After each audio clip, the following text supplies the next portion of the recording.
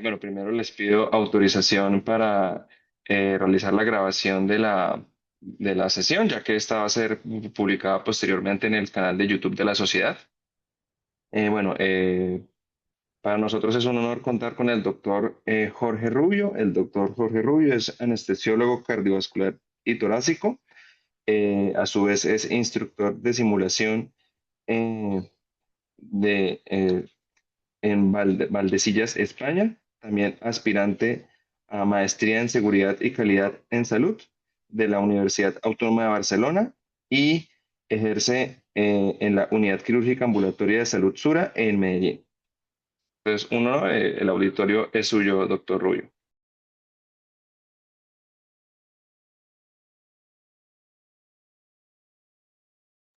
Buenas noches, ¿me escuchan ahí? Sí, señor. Sí, señor. Eh, Perfecto. ¿Y si ven bien la presentación? Sí, doctor. Perfecto. Muchas gracias a la Sociedad Santandereana de Anestesia y Reanimación. Vamos a compartir durante estos 30 minutos unos conceptos generales desde el punto de vista de la simulación como una estrategia educativa y una estrategia para la seguridad perioperatoria.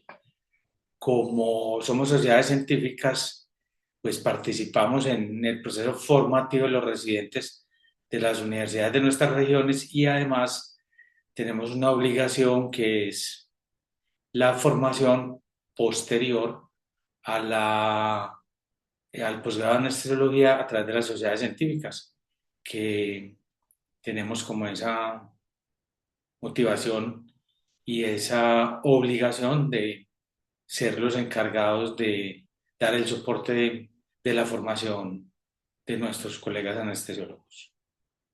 Bueno, entonces entrando en contexto, vamos a hablar de la simulación. Entonces vamos a empezar dando la definición. La Real Academia Española de la Lengua define la simulación como representar algo fingiendo, imitando lo que no es.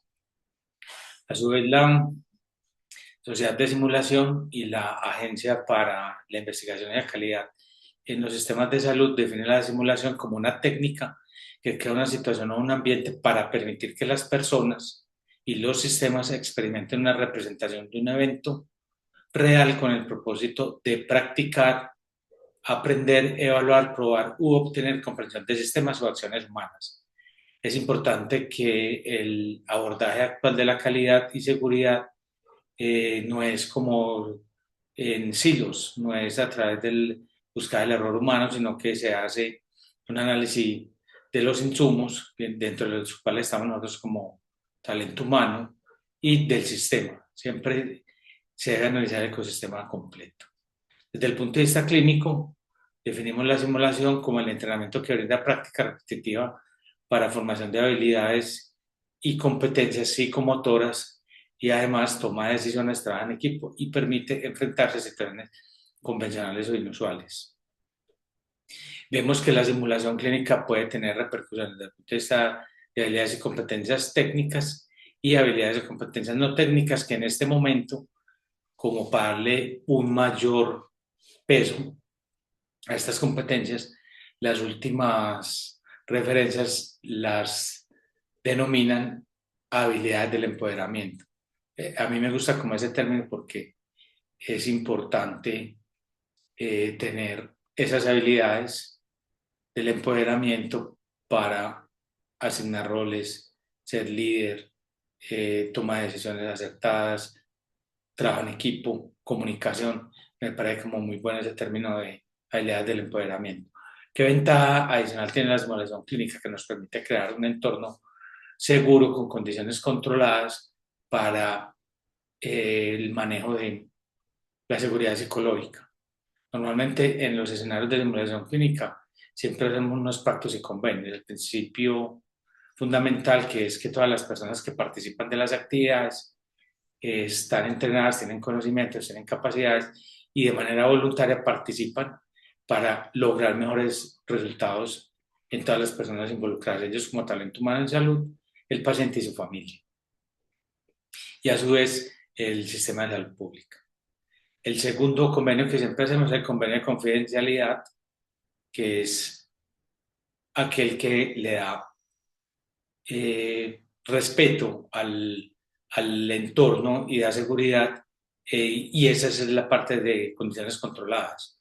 Y el tercero es el de fidelidad.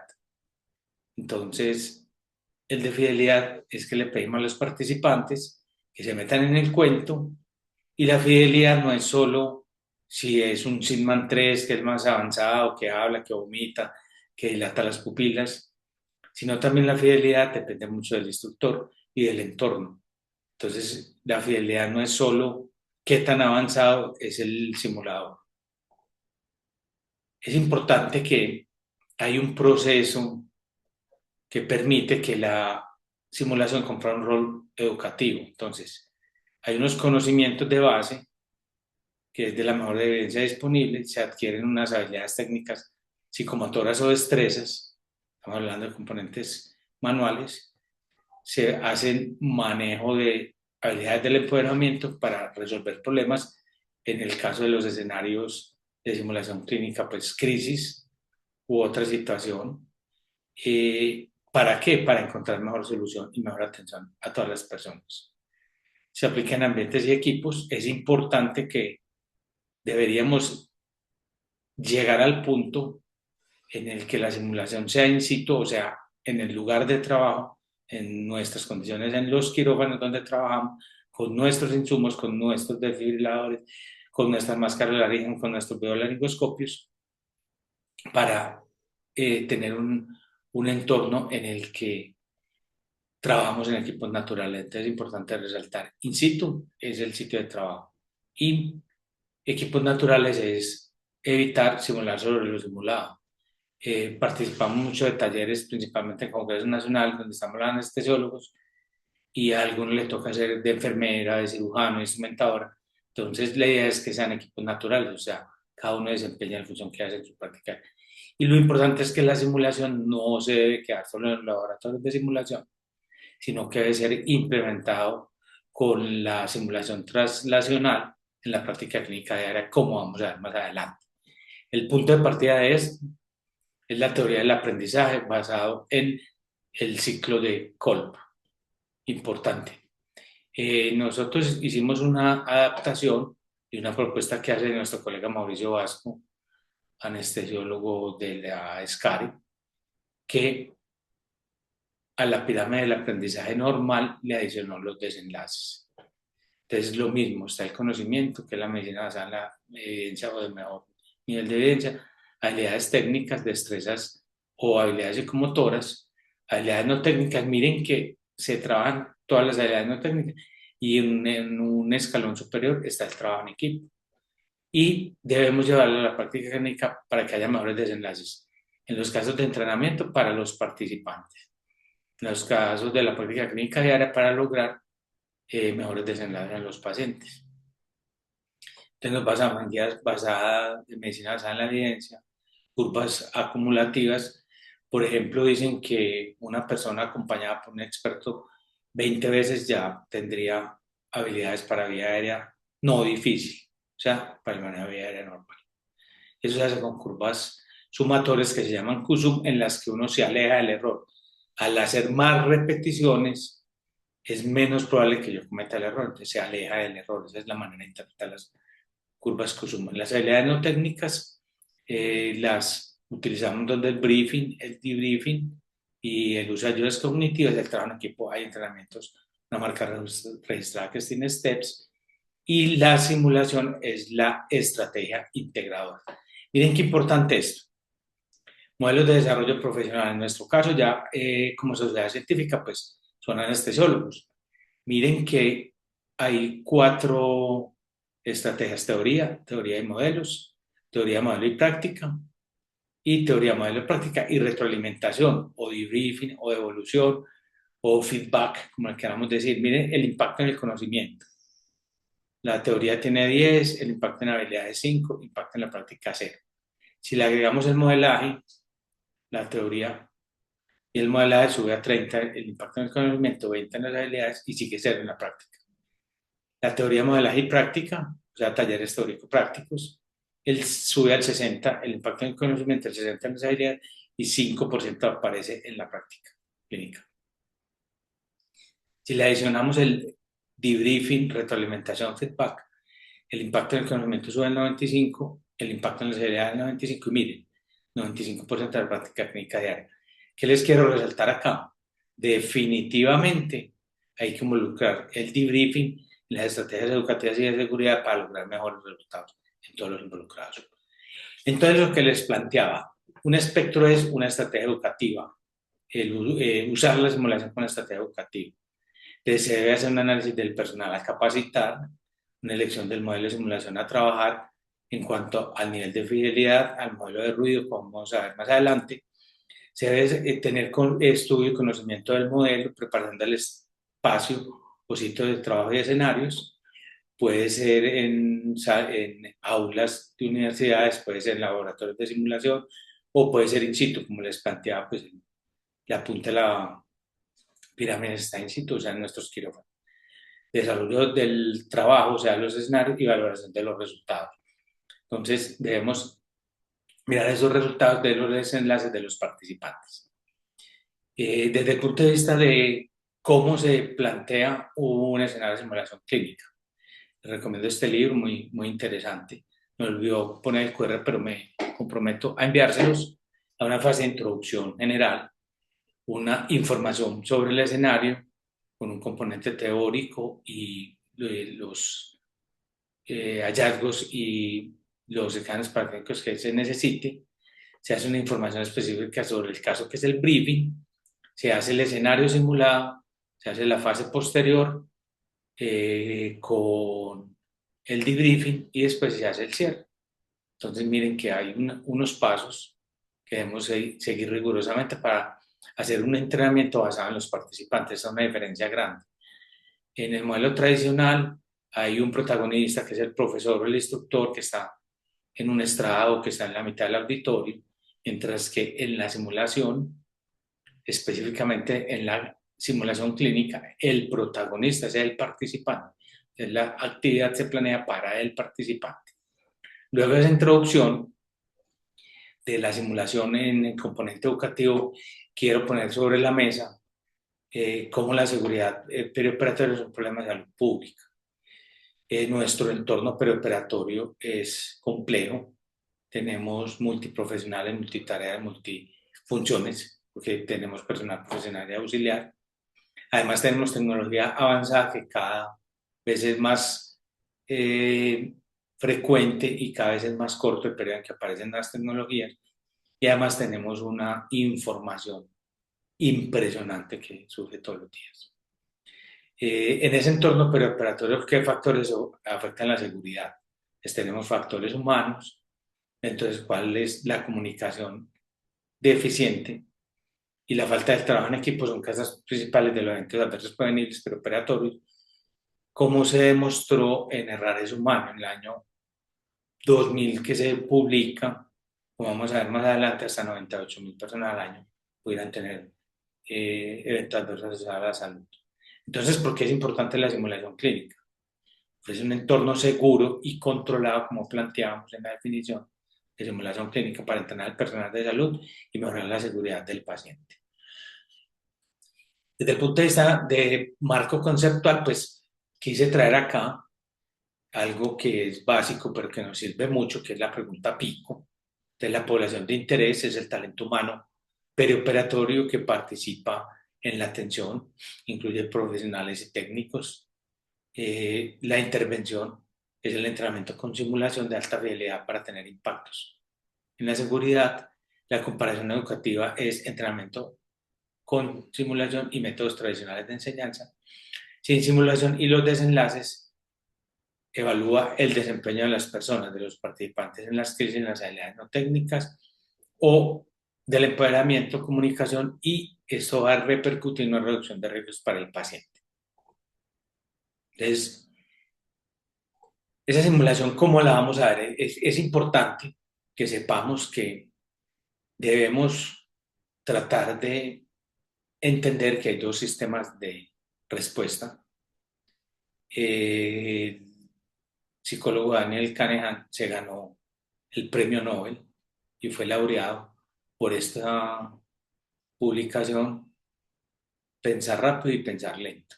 ¿Listo? Entonces él plantea que hay dos sistemas, uno rápido, intuitivo y emocional, y otro que es más lento, del iterativo y lógico. Probablemente el sistema uno no es el mejor para tomar decisiones en salud. Y el ejemplo típico, perdón, del sistema uno es cuando nos llega un mensaje al celular o cuando buscamos un correo. Entonces hay una señal que es captada por el ojo que llega al córtex motor que dirige la acción, que es ¿cuál? A través de la corteza motora, desde mandar un mensaje. Otro psicólogo, Oliver Hout, reporta que hay un tercer sistema y lo denomina la resistencia cognitiva, que permite inhibir los automatismos del pensamiento, o sea, trata de bloquear el sistema uno para dar tiempo a que aparezca el sistema 2. Como vamos a ver más adelante, esto tiene repercusiones importantes y este es el sistema, a diferencia del otro, está localizado en la corteza prefrontal y nos permite aprender a inhibir y resistir. ¿Qué es lo bonito de estos estudios de la neurociencia? Es que los sistemas cognitivos se pueden entrenar. Entonces podemos tratar de fortalecer el sistema 3 para inhibir el uno o fortalecer el sistema 2 para que el uno no actúe de una manera tan rápida. ¿Por qué es importante la simulación en la salud? Nos permite realizar un aprendizaje experiencial porque se recrean escenarios realistas para entrenar habilidades técnicas y competencias no técnicas del empoderamiento sin riesgos para los pacientes. Antes el aprendizaje era uno a uno. Yo le enseño cómo intubo yo y el segundo paciente lo intuba a usted. Entonces esto podría someter a los pacientes a riesgos innecesarios. En el entorno perioperatorio, la simulación permite practicar las crisis y los paros en un entorno controlado para que cuando se presenten o aquellos que tienen una incidencia muy baja como la hipertermia maligna estemos preparados.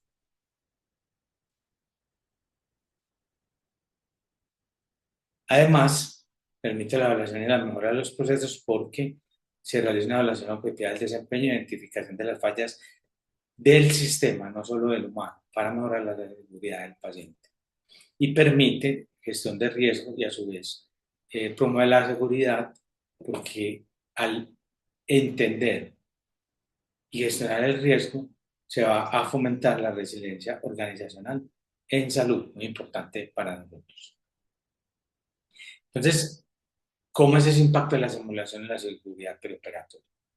Está demostrado por buen nivel de evidencia que la simulación mejora las habilidades técnicas y no técnicas en los equipos preoperatorios, principalmente la comunicación y el liderazgo. Además, fortalece con una buena comunicación la confianza situacional, evitando el efecto del túnel, muy común en una vida era difícil que intubamos e intentamos reiterativamente la intubación directa sin modificar o sin ir a pasos más avanzados como serían la biolaringoscopia, el uso de las máscaras supraglóticas, como nos los pongan en las vías de vía aérea difícil, y ese efecto del túnel nos hace tomar decisiones que no son las más adecuadas. Entonces, al tener buenas habilidades del empoderamiento, fortaleciendo la comunicación, la conciencia situacional, la toma de decisiones, vamos a fomentar la seguridad perioperatoria. Está claro que la simulación reduce los riesgos sistémicos del ecosistema y mejora las variables vectoras de desenlaces químicos.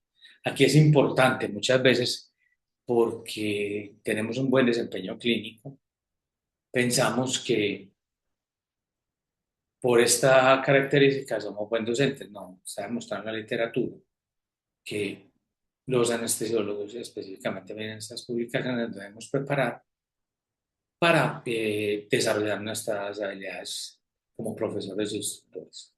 No es porque me gusta, no es porque yo creo que lo hago bien o porque yo fui muy buen residente y hice un anestésico muy juicioso, llego temprano, evalúo bien mis pacientes, manejo bien mis pacientes, tengo buenos desenlaces clínicos. Eso no va directamente relacionado a ser un buen docente.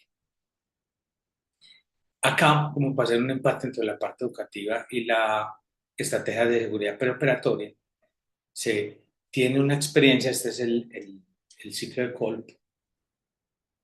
Entonces, después de esa experiencia, se reflexiona sobre ella con el debriefing, retroalimentación, se hace una conceptualización para aprender de esa experiencia. Es muy común que en los escenarios de simulación podamos hacer un debriefing plus y delta que salió bien, que vamos a implementar para que las cosas que salieron bien funcionen en las nuevas situaciones que se presenten. Y el delta, que es que podemos hacer de una manera diferente para obtener un mejor desenlace para los participantes o los pacientes y es en la práctica clínica diaria. Luego de esa conceptualización se pone a prueba por medio de la experimentación activa y así se hace repetitivamente. Entonces es importante que este es lo que planteamos como ciclo del aprendizaje experiencial. Importante, les recomiendo que le hagan una lectura del QR. La simulación tiene como propósitos enseñar, evaluar, podemos plantear una evaluación de habilidades y competencias técnicas y no técnicas, de una rotación de los residentes o de algunas de las actividades que hacemos como sociedades científicas basadas en simulación y en otras estrategias. Sirve además para investigar, innovar y es muy importante que también tiene un rol en la transferencia del conocimiento. Lo que encontramos en las investigaciones, llevarlo a la práctica clínica diaria, eso es la simulación translacional y debemos enfocarnos siempre en los desenlaces de las personas, participantes o pacientes. Entonces aquí sí surge el concepto de simulación translacional, que es el uso de actividades de simulación para comprender, hablar y mejorar los sistemas de atención en salud con el objetivo de aumentar la seguridad del paciente. El tema central de nuestra conferencia, optimizando los procesos asistenciales y mejorando los resultados clínicos. Creo que queda muy claro. Se trata no solo de entrenar personas, se trata de mejorar sistemas para lograr mejores resultados en los pacientes.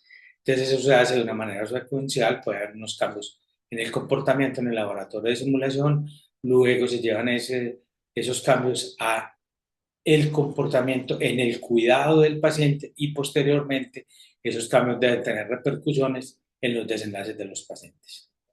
Es importante que desde hace algunos años se habla de las zonas de simulación, que es se plantea como una innovación organizacional para los programas y los centros de simulación. Entonces, en la fase uno el paciente perdón, el participante o el alumno recibe un feedback automático. El prototipo de esto son las compresiones en RCP. Tú haces las compresiones y de acuerdo al número, a la profundidad de las características, se prende un bombillo que es verde si lo haces bien, amarillo es aceptable y rojo si no está bien hecho. En el segundo se hacen desarrollos de destrezas clínicas en la que el feedback lo puede realizar un profesor o un instructor. Ejemplo, intubación de vía aérea, intubación, manejo de vía aérea. En la zona de los pacientes participan en el escenario donde el paciente tiene crisis.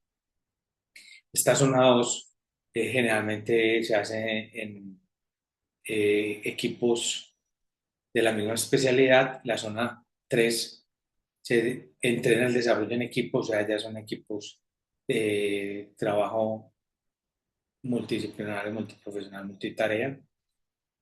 Y se realiza en los equipos naturales. Esto es lo que hablamos de equipos naturales.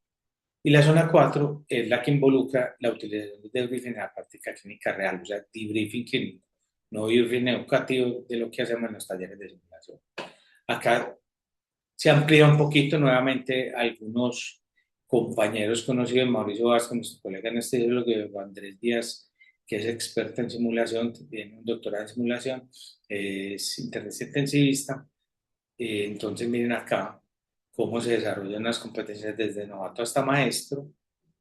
Hay una retroalimentación automática en la zona 1 de entrenadores de tareas y se hace un feedback directivo específico al componente técnico probablemente. En la zona 2 hay un simulador de alta fidelidad más una participación en la que hay interrupciones, hay un juego de roles, trabajo en equipo, un feedback directivo. En la zona 2B el mismo simulador, no hay interrupciones, sino que se deja que se corran los escenarios técnicos completos, el mismo juego de roles, el trabajo en equipo y debriefing educativo. El que más se ha utilizado es el debriefing con buen juicio propuesto por la escala de Harvard, por CMS y por IMS, Instituto for Medical Simulation y Center for Medical Simulation, que es una alianza entre Harvard en Boston y Valdesillas en España. El 2.5 hay debriefing en profundidad, puede haber meta debriefing, metacognición. La zona 3 se adicionan habilidades no técnicas y debriefing en profundidad y entrenamiento de equipos naturales. Y la zona 4 es en el que se presenta una situación y se hace un debriefing clínico. Miren que porque el debriefing es educativo, debriefing en profundidad sigue siendo educativo, en la zona 4 aparece el debriefing clínico. Es importante mirar cómo la Organización Mundial de la Salud, en sus referencias de seguridad del paciente, en la estrategia del objetivo 5, la 5.2 específicamente, identificar y establecer colaboración con centros de excelencia en la seguridad del paciente, incluye la simulación, como lo podemos ver acá, avanzar en el uso de los métodos de simulación y aquí desarrollar las técnicas de simulación. Entonces están inmersos en las estrategias de la Organización Mundial de la Salud. Aquí se amplía un poco el foco en la estrategia 5.2. Miren cómo aparece la simulación. Listo. Es importante mirar que de acuerdo al nivel de los participantes se hace una relación entre las habilidades y competencias técnicas y no técnicas y la fidelidad del simulador. Entonces, de acuerdo a que aumenta la experiencia, se va aumentando el ruido también y la fidelidad del simulador. El que es novato al principio obtiene muchos beneficios de simuladores de baja fidelidad y a medida que va mejorando en su curva de aprendizaje, los va desarrollando. Si son expertos desde el principio, el simulador debe ser de alta fidelidad y se le puede meter más ruido. Ruido es como los factores que confunden los escenarios de simulación clínica. Ejemplos de tipo 1, la paroscopia, compresiones, hemorragia obstétrica. La zona 1 son habilidades técnicas como intubación, como sutura. Aquí lo que hablábamos, entonces, hay un proceso de aprendizaje que arranca con una incompetencia inconsciente, después se pasa a una etapa 2 que es una incompetencia consciente, se aprende de los errores, se desarrolla una competencia consciente y por último ya la competencia es inconsciente. Esa es como la curva del aprendizaje. ¿Listo? Inicialmente debemos tener buena tolerancia y buena mentoría para tolerar los errores, los fracasos y las frustraciones. Y este es el otro modelo que les había presentado anteriormente, desde novato hasta experto para la adquisición de las habilidades. Esta es la zona 2 y la zona 3, donde ya hay trabajo en equipo, habilidades no técnicas, debriefing educativo. En la zona 2 generalmente hacemos entrenamientos de las mismas especialidades. En la zona 3 ya son equipos multidisciplinarios, multiprofesionales, multitarea, porque en nuestro medio tenemos auxiliares de enfermería. Importante mirar cómo durante la pandemia, en compañía de algunos anestesiólogos, José Guarias, Jorge Rubio, Mauricio Vasco, o psicólogos como Carlos Álvarez y Lina Cárdenas y Diego Andrés Díaz, desarrollamos entornos de simulación no presencial. Como una opción durante la pandemia la utilizamos. Importante para ir cerrando que en el manejo de recursos en la crisis es clave para lograr mejores desenlaces en los pacientes. Error, qué pena ahí. Entonces, ¿cómo definimos el manejo de recursos en la crisis? Surge el concepto de la aviación, que es el manejo de recursos de la tripulación, crew en inglés. Entonces, tiene como objetivo coordinar, utilizar y aplicar todos los recursos disponibles para optimizar la seguridad del paciente. Se incluyen todas las personas, así como todos los equipos. El CRM comienza antes de la crisis porque debe haber una planeación, un proceso como lo vamos a ver, y esos principios que ayudan en el manejo de la crisis también deben ayudar a prevenir. Y el manejo de recursos en la crisis se trata de capturar errores tan pronto como sea posible y minimizar las consecuencias de esos errores que se han producido para evitar que haya daño en los pacientes. Entonces, ¿Qué implicaciones tiene el CRM en las crisis preoperatorias? Tiene unos componentes que se basan en la planeación anticipada, la comunicación efectiva y distribución del trabajo y asignación de roles. Entonces nos permite entrenar y corregir comportamientos en tiempo real para mejorar la gestión de las crisis en un entorno controlado, como lo vimos, para evitar hacer daño a los pacientes. Y se mejoran tanto las habilidades técnicas como las habilidades no técnicas y la confianza de los equipos para reducir los errores en la gestión del equipo. Lo que les había planteado, yo creo que todos los conocemos, errores humanos. Entonces, hasta 98.000 personas mueren al año por errores médicos. Eso es más que los que mueren por accidentes automovilísticos, por cáncer de mama o SIDA. Y es es la tercera causa que recibe, la tercera causa de muerte en salud pública. Mueren más personas al año por errores de medicación que por lesión en el lugar del trabajo. Esta es la propuesta de CRM: pedir ayuda temprano, designar el liderazgo, establecer los roles, distribuir la carga de trabajo, comunicación efectiva, anticipar y planear, conocer el medio ambiente, utilizar y validar la información, fomentar la atención concentrada y específica e inteligente, movilización de recursos y uso de ayudas cognitivas. Acá, en este punto, caen las listas de chequeo. Entonces, para terminar, implicaciones y conclusiones, la simulación clínica es una estrategia educativa y además de seguridad para mejorar la atención perioperatoria. Mejora el desempeño del trabajo en equipo y la cultura de seguridad en el entorno perioperatorio. Es una inversión en prevención de eventos adversos y fortalecimiento de sistemas complejos. Somos una profesión de alta precisión, como son las plantas nucleares, como es la aviación, como es la anestesia obstétrica. Y lo importante es que debemos desarrollar nuestras actividades hasta llegar a la simulación in situ y de equipos naturales. Se deben hacer programas con sesiones periódicas y evolución estructurada para mejorar la seguridad y la calidad de la atención quirúrgica. Como lo vimos, es importante un debriefing estructurado desde el punto de vista educativo o clínico. Para terminar, las últimas diapositivas hablamos de seguridad y la simulación clínica. Entonces, planteamos a través de la simulación clínica entrenamiento de crisis, hacemos un manejo de recursos en la crisis aplicado con los componentes que vimos. Esto logra mejorar el trabajo en equipo, disminuye los errores y aumenta la seguridad perioperatoria. Esa es la propuesta macro de cómo implementar la simulación desde el punto de vista de una sociedad científica. Y se basa en tener instructores de simulación, más manejo de recursos en la crisis, más ANTS es la sigla en inglés de habilidades no técnicas en anestesiología. Y todas estas actividades nos van a permitir mejorar la seguridad del paciente. Haciendo un foco más preciso en el manejo de recursos en la crisis preoperatoria, entonces debemos reconocer la crisis, como le dimos, pedir ayuda rápidamente, asignar liderazgo y roles, comunicarse en asa cerrada, usa ayudas cognitivas y reevaluar así el problema, que son los errores del equipo y la comunicación, con la estrategia CRM preoperatoria logramos impactar disminuyendo errores, aumentando la seguridad y disminuyendo el efecto de seguridad.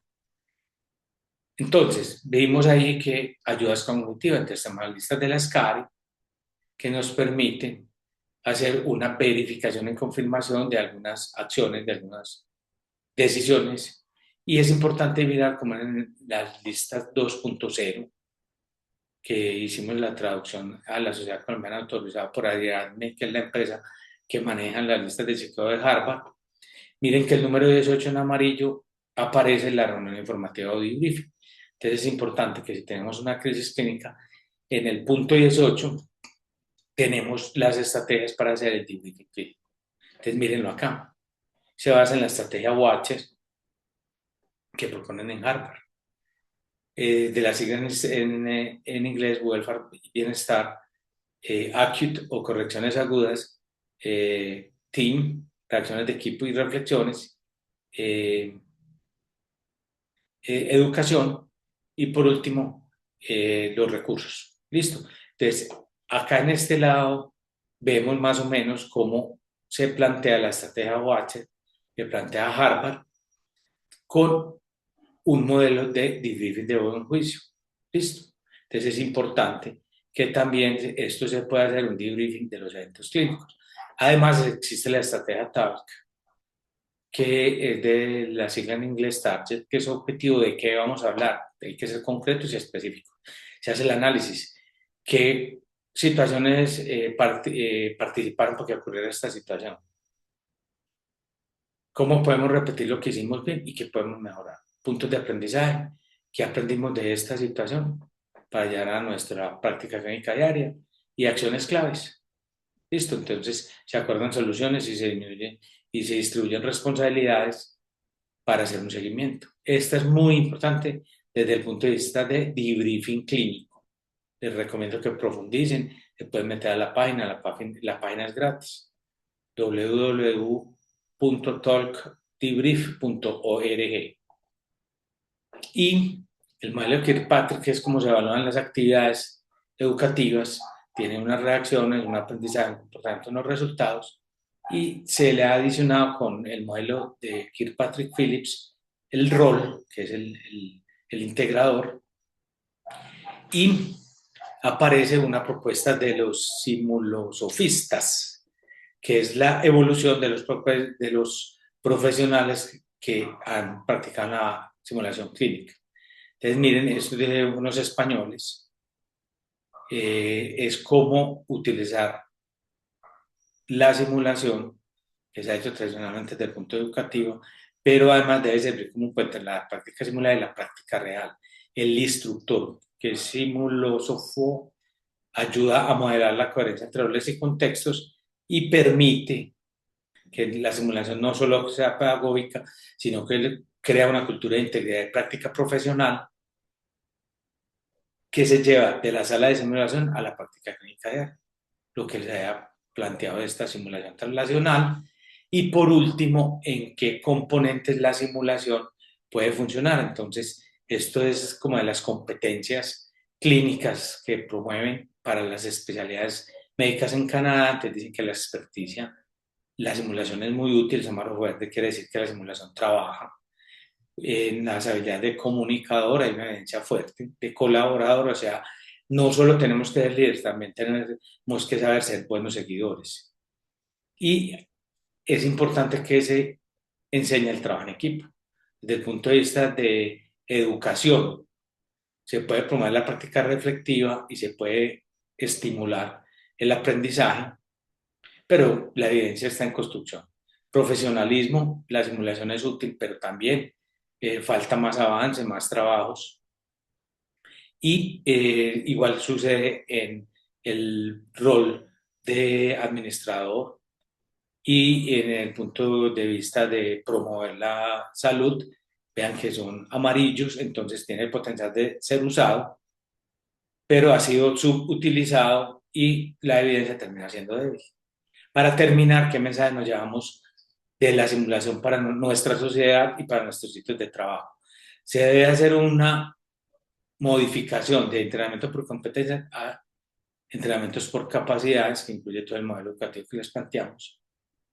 Hay una tendencia fuerte a utilizar la simulación clínica, de lo que hacemos en los laboratorios de simulación, se allá la práctica clínica diaria, ejemplos de briefing clínico. Debe haber experiencias de aprendizaje basadas en simulación, se debe promover la identidad profesional y capacitación de los docentes y en nuestro caso como sociedad científica de los anestesiólogos que pertenecen a nuestras sociedades y a aquellos que no pertenezcan. Es una obligación trabajar en la simulación translacional para que llevemos a la práctica clínica diaria las competencias y habilidades adquiridas.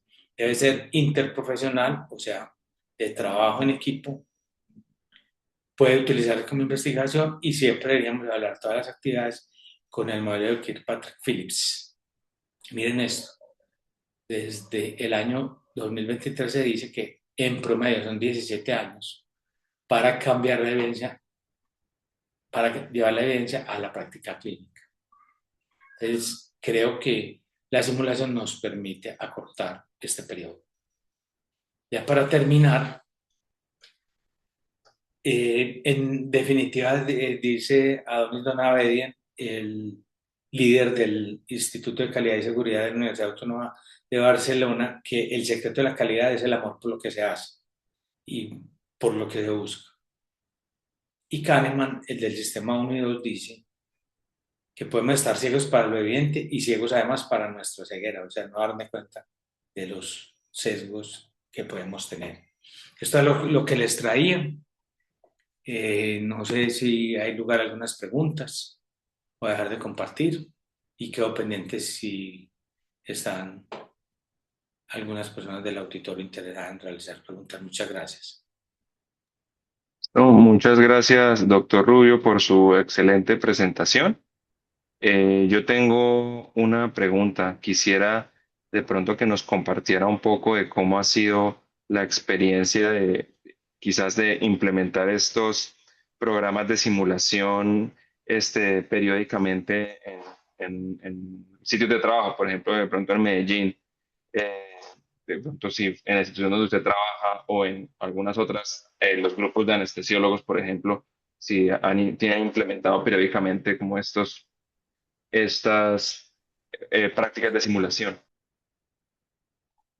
Bueno, Daniel, muchas gracias por la pregunta. Tengo una experiencia propia en nuestro sitio de trabajo. Yo trabajo en Suramericana de Seguros, la empresa de seguros.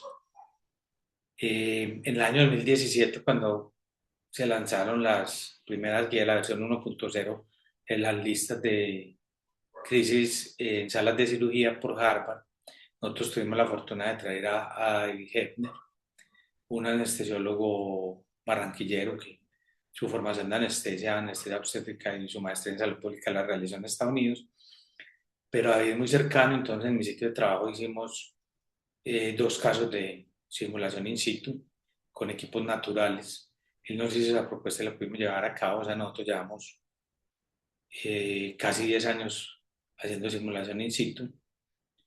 Posteriormente hemos seguido haciendo actividades y en este momento hacemos actividades in situ para crisis preoperatorias y hacemos entrenamiento para Sudamericana en la ciudad de Medellín con la esperanza de que sea un producto nacional de equipos de respuesta rápida. Entonces hacemos entrenamiento in situ en equipos naturales de entornos diferentes a los perioperatorios, de crisis en urgencias, crisis en ayudas diagnósticas y crisis en servicios de consulta externa, que son los focos donde trabaja mi empresa. Entonces desarrollamos actividades de ayudas diagnósticas, por ejemplo, de crisis de anafilaxia medio contraste. Hacemos también situaciones de pérdida de la conciencia de un acompañante. También hacemos actividades en los servicios de urgencias de patologías médicas y o quirúrgicas, como para hacer los entrenamientos multidisciplinarios, multiprofesionales, in situ y en equipos naturales. Que yo sepa, en Medellín algunas otras instituciones no se está haciendo. Sé que el doctor Luis Álvarez y William, ¿qué apellido es? El que trabaja allá en la clínica del Pinar, William Peña, han hecho entrenamiento in situ en crisis en cirugía plástica, en equipos naturales. William les podría ampliar la experiencia. Creo que por acá está Carlos García, que es instructor del grupo de crisis en cirugía plástica y han tenido buenas experiencias.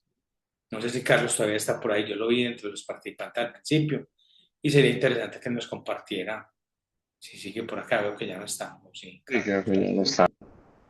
Ya salió Sí, ya pues no lo veo. y no lo veo por ahí. Entonces sí se puede hacer, Daniel, sí se puede hacer. Utilizamos la estrategia, como hay veces los simuladores son de alto costo, entonces hacemos indudablemente, en un ejemplo, a una anafilaxia, a un antibiótico, al relajante neuromuscular, a un analgésico, puede ser un paciente simulado, ¿cierto? Antes de la inducción, el paciente está en preparación, entonces utilizamos estrategias del entorno de alta fidelidad con pacientes simulados o con simuladores de baja fidelidad. Si queremos hacer una área difícil, pues conseguimos un torso que tenga capacidad de dificultar el manejo de la vía aérea y hacemos todo el entorno de alta fidelidad alrededor. Entonces, necesariamente para empezar, no es necesario, no, es que yo no empiezo con la simulación porque es que no tengo un Chipman 3 o una Novel, que es el simulador de la mujer en embarazo, o como se llamen pues los diferentes simuladores de las diferentes marcas.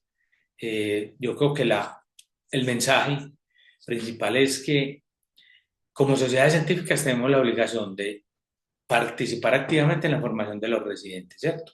Así sea una obligación directa de las universidades, pues nosotros debemos involucrarnos para fomentar el gremio desde esa formación de las universidades. Entonces debemos ser como coequiperos. Y ya cuando recibimos la anestesiólogos en la sociedad científica, nuestra obligación es mantener unas habilidades, unas competencias por medio de lo que tradicionalmente se ha llamado educación médica continua. Y dentro de esas estrategias está la simulación, porque definitivamente es una obligación de las sociedades, porque muchas personas se gradúan, obtienen su título universitario y no vuelven a tener relacionamiento con ninguna universidad. Entonces es una obligación de la sociedad llenar ese vacío. ¿Para qué? Para lograr mejores desenlaces en todas las personas. Las personas son los pacientes, la familia, el grupo de atención y las instituciones. Entonces miren que eso de la primera víctima, la segunda víctima y la tercera víctima juega de una manera interesante y la seguridad y la estrategia de simulación puede ayudar a fortalecer la seguridad preoperatoria y tener impacto en disminución también de esos desenlaces en todas las personas involucradas.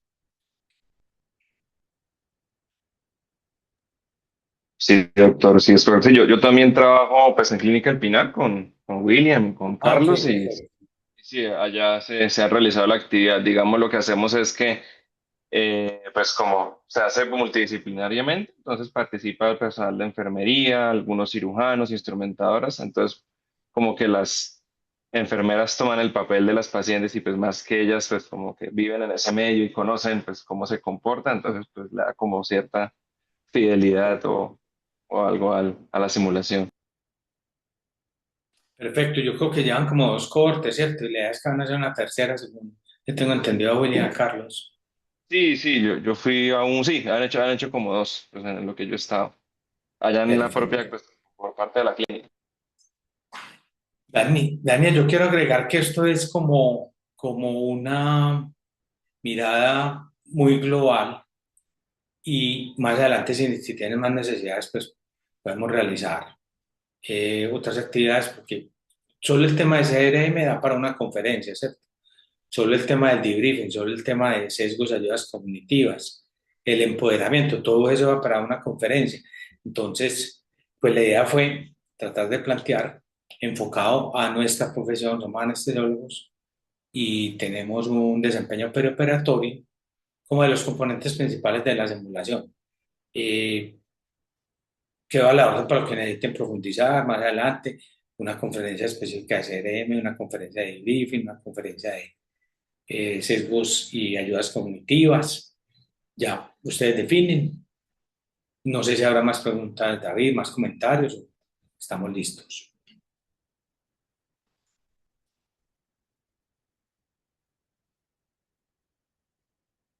Sí, parece que no hay más, no hay más preguntas. Perfecto.